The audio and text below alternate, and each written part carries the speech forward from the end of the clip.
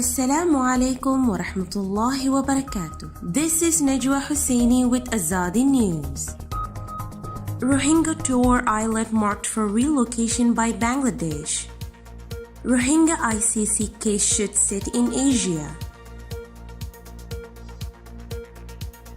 Bangladesh on Saturday took a group of Rohingya refugees to inspect a tiny islet near its coast, where it hopes to relocate the persecuted community despite widespread criticism of the plan. A total of 40 Rohingya refugees were taken to Bhasan Char, an islet in the Bay of Bengal around 50 kilometers 31 miles off Bangladesh's southwestern coast. Accompanied by Bangladesh Army and Navy personnel, the Rohingya community members will remain on the islet for 3 days. They will have the chance to thoroughly inspect the island and the facilities constructed by the Bangladesh government, which include buildings that can house up to 100,000 people, said Mohammad Shamsuddouza, a top official working on refugee affairs in Bangladesh. The group can evaluate the living conditions and decide whether the land is suitable for relocation. There are around 1.2 million Rohingya refugees in Bangladesh who sought shelter in the country after fleeing state persecution and genocide in neighboring Burma. They have been living in one of the world's largest refugee settlements in Cox's Bazar in southeastern Bangladesh.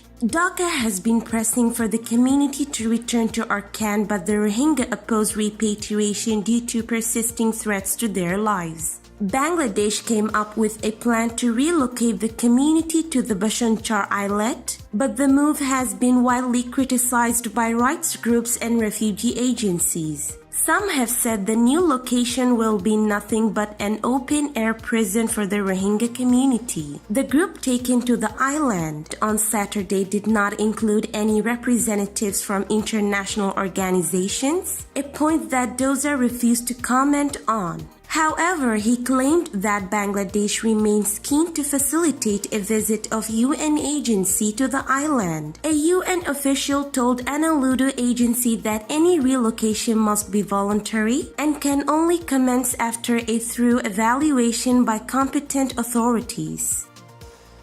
News has emerged that 2 Australian lawyers acting on behalf of the Rohingya before the International Criminal Court (ICC) are calling for the court to sit in Asia for the first time. These calls should be heeded. There are 2 main reasons why it would be sensible to hold the court in Asia. The first is to do with legitimacy. Unfortunately, the ICC has a less than stellar history and reputation, especially in Southeast Asia. Its handling of the cases brought before it against Cambodia's Khmer Rouge is often cited as one of the most glaring failures of the global international law regime. Time has passed since those failures, but this will be one of the first major proceedings specifically regarding the region of Southeast Asia to be held since the Cambodia trials. It is incumbent on the ICC to actively seek out the recognition and respect of the people of the region, where it would expect to have a justified deficit. Conversely, the International Court of Justice (ICJ) is already holding proceedings against Burma